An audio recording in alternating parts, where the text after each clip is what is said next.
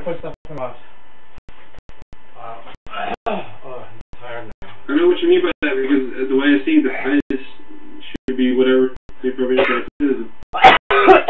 It's not the market has low price, right? The market has a distorted view on what the cost versus the price is. This is a social justice cost, remember? So we have to set extremely low so that web and things cannot come up and then maintain jacked up prices.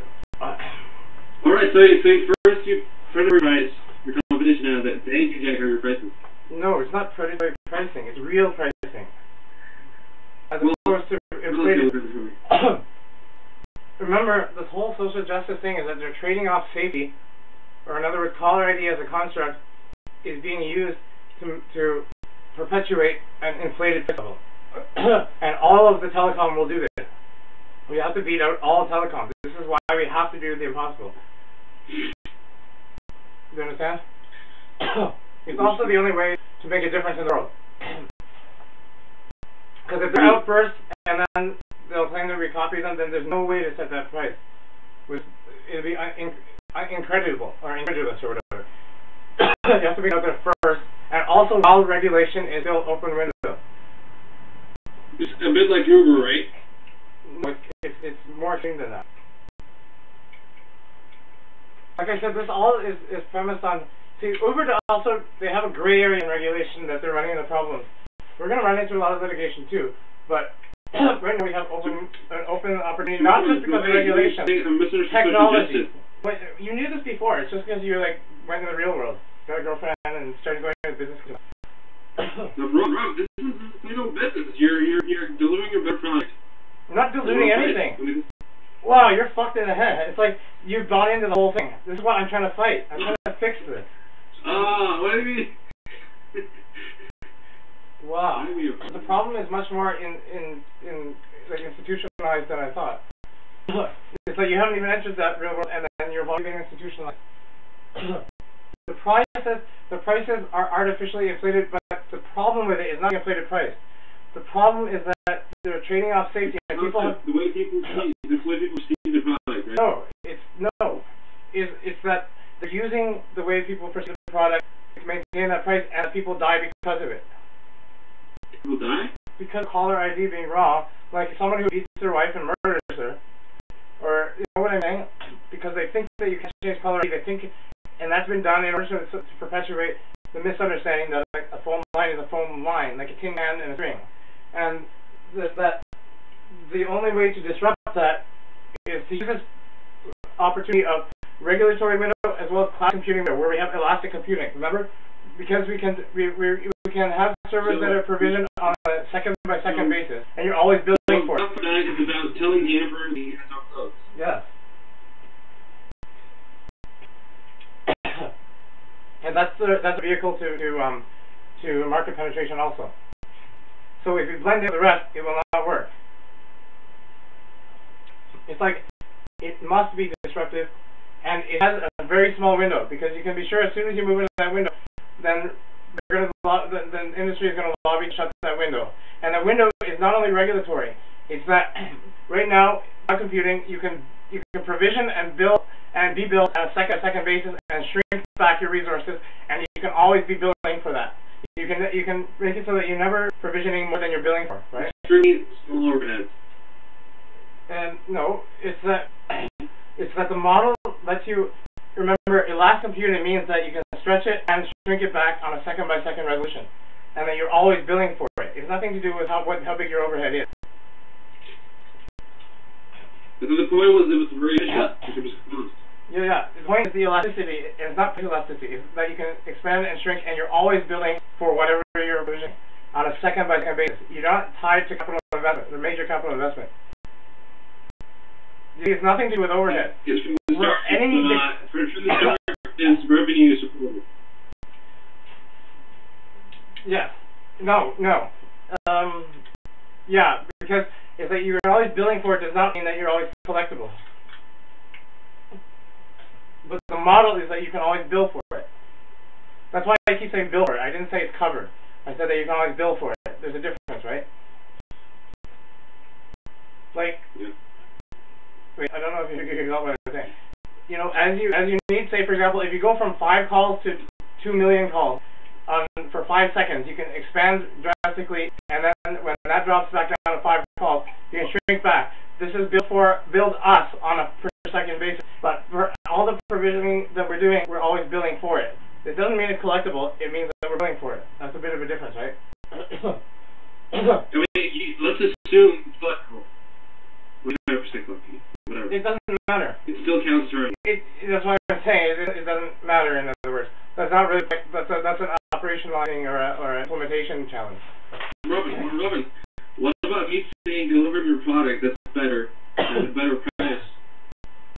Yeah, this is covered by the whole model of the disruptive thing, where we need to be disrupted in order to be seen to penetrate the market at all, right? Well, I mean, whatever your is, social justice, yeah, all tied together. Vehicle. It's all dependent on. Yeah. You understand? Because we cannot penetrate this market if we're just like everyone else. You need a gimmick. You need something that will stand out from the rest, and that is social justice part of it. It's like completely a self-contained, must-succeed thing because it is of God, right?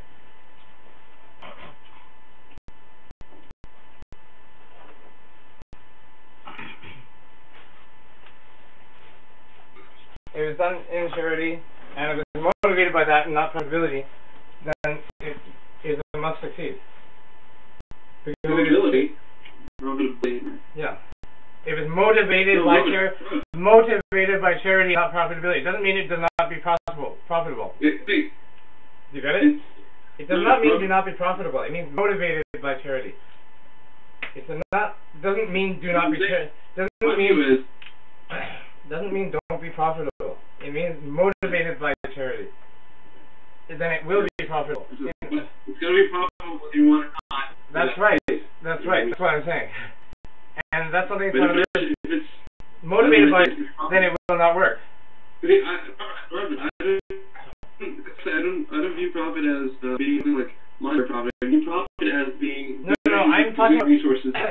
Yeah, in all cases, as long as you're motivated to do good, and purely to do good, if you're purely motivated by it, then it will succeed because it is of God, and it is truth, and it will succeed because that is true. But it will also be profitable in order to make it work. And it'll be, like, you know what I mean? In other words, don't think about it. It's like leave it in God's hands. You'll be taken care of. But do your labor as well. What? But also do your labor. Because leave it in God's hands, you know, if you interpret that. Yeah, that's right. That's right. That's all included. Because God's hands doesn't mean that it's like you do what you have to do. You do what you're supposed to do. And it's like that, as long as you're motivated by the charity. That's covered by the motivated by the charity, because you have to do what you have to do in order to be motivated by that, right? This is covered by my theory about if you want to be a doctor, then you have to go to medical school. If you don't want to go to medical school, you don't really want to be a doctor. If you want to do something out of charity, then you have to want everything that's commensurate with that. Does that make more sense? Yes. Yeah. So that's why I said it encapsulated everything that you were saying, which is good to point out. It's just that it's already captured by it, right?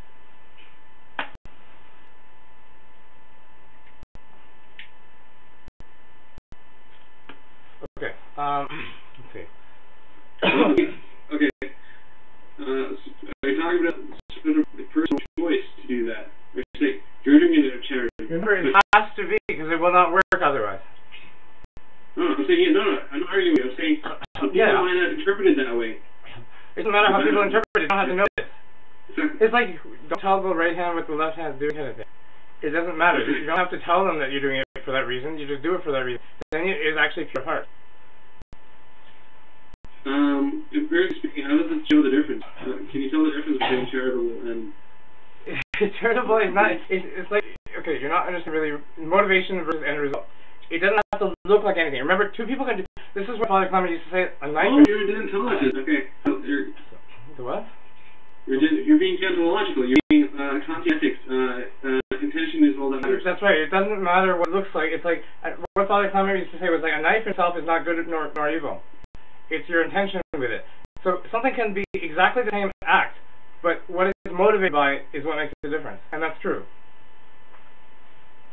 So I said, this is captured by when I said charitability is motive, and profitability will follow. But like, if it does not, then you're hanging there still a bit longer. You know what I'm saying, right?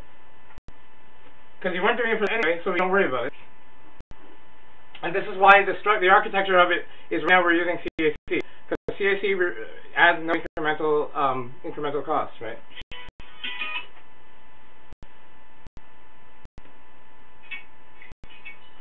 We don't know. Hi. Yes, is Edward speaking? Is Robin speaking? Yeah, this is Edward speaking.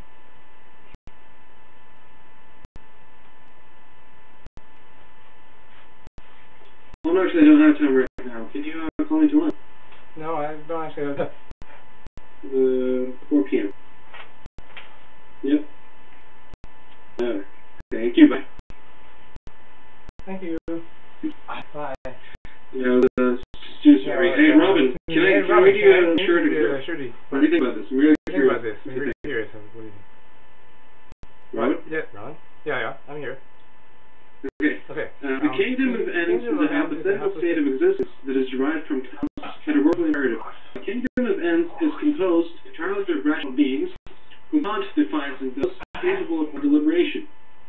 In order to be a part of the kingdom of ends, these rational beings must choose to act by maxims that imply an absolute necessity.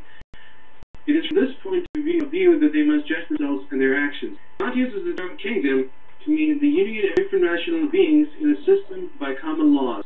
These common laws, established by the categorical imperative, are the gauge used to evaluate the worthiness of the individual's actions.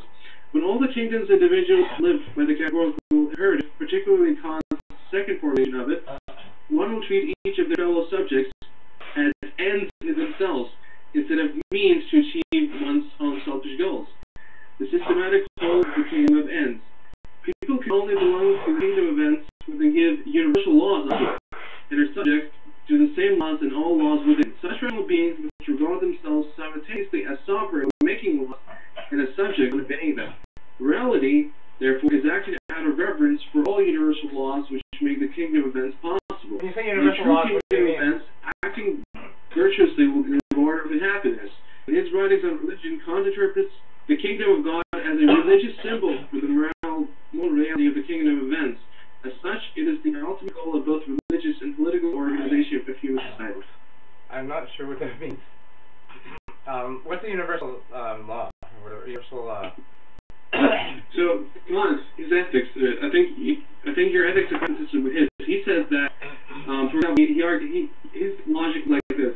He's an 18th century philosopher. He says, when you say, I want to become a doctor, you cannot know whether that is a moral decision or not without knowing what your intention is. For example, the reason we actually want to become a doctor is to say, oh, we want to make money. But they say, why do you want to make money? It's to say, because I want to get a chick. Why do you want to get a chick? Because you want to have sex with her. Because each of them has a motivation, right? Procreation, right? But each of them has a motivation. It's procreation.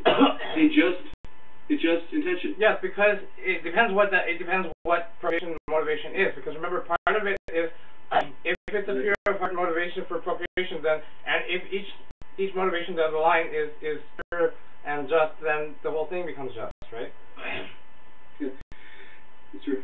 And so Kant, he says that there are a few categorical imperatives which we must always obey. That is, never to treat humans as a means to an end.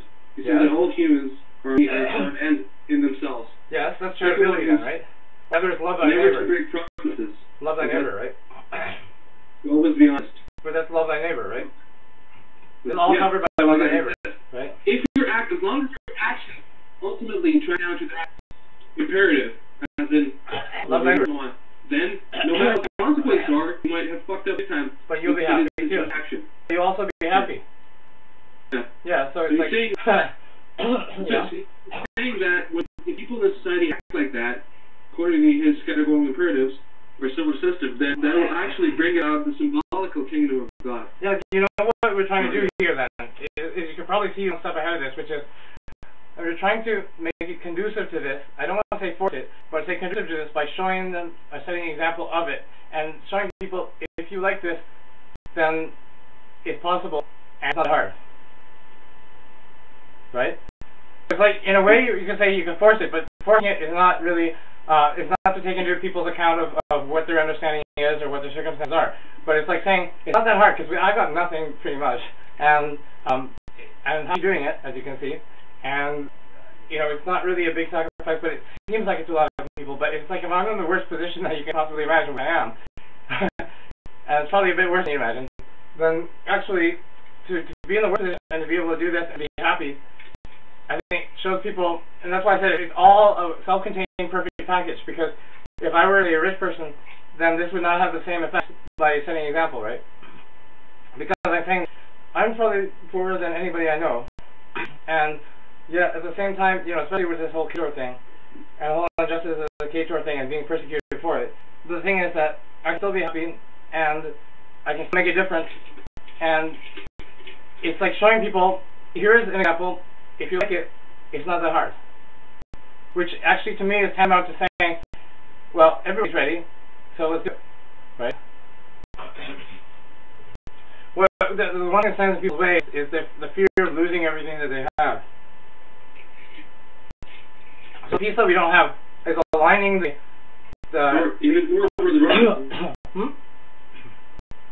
Pardon? Pardon me? Think about it. The part that I have... Even more so, no, it's losing what people have. No, people are afraid of losing what they don't have as well. That's right, yeah. It's an attachment to the idea of what they may or may not have, and may or may not come to have. But it's like, what I found, remember when I wrote that article on Saturday, and I said that, or Sunday, about this, how much is Holy Mass worth to you, then it's like, because something was stolen from here at the time, then I said, but Holy Mass is not replaceable, and it's worth more than something that has material value. So in a way, it's saying that we were just holding on to these anyway. And it's kind of like when I was talking with Michael about when somebody tried to scam him on the computer thing, and I said, these people who are scamming are actually, and this is what the Illyrian language was last night, the people that are scamming and hacking are arguably spending way more effort into learning and applying these scams than we are willing to do to understand and defend it. So in a way, they've earned it. Whether it's right or not, or just or not, is not the point. I mean, it's just actually, but it's not right, but it's just. The thing is that, actually I don't even know about that. Because the thing is, they are expending it, and they're doing it for what? So you can't judge the action in itself, right? So in fact, it's like the people who are scamming, arguably, are the people we're holding on to these goods for until they scam it from us, because they've extended... Yeah, no, so you say exactly what every person said. The Stoics said the person who is the victim of a thief is actually guilty of the same sin for holding the items valuable in the first place. That's right. That's right. He has more... but you're presuming already... More than he believes. But you're also making an assumption about why this person is scamming them. This is where the ethical hacking comes in, right? Because there are ethical hackers who believe it right and just to hack something in order to teach people something. And I don't know where I stand on that yet, because of what's been going on. Like, in other words, we know what's illegal, but is it immoral? I don't know. Because that depends on what the motivation in the heart is. If it is sincerely to help... You're an intelligence, right? The what? What? You're not a intellectual where you say, let's look at the consequences of the action. This thing makes people happy, so... It will lead to that. And it's like, are you willing to be persecuted and go to jail for it? But this is what... this becomes a trivial sort of... actually, because it's like, it's trivial. It's trivial. and show me the little billiard balls that grow hairs or whatever. I'm quoting from Shirley, you're joking again. You know what I mean? Whoops. My hands are still kind of tight. Come on.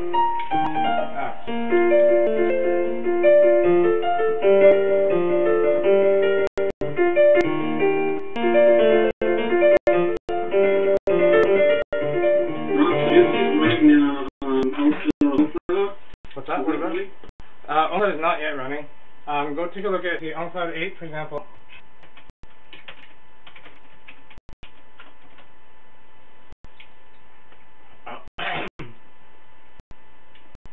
OnCloud SoundCloud 8 is out, and welcome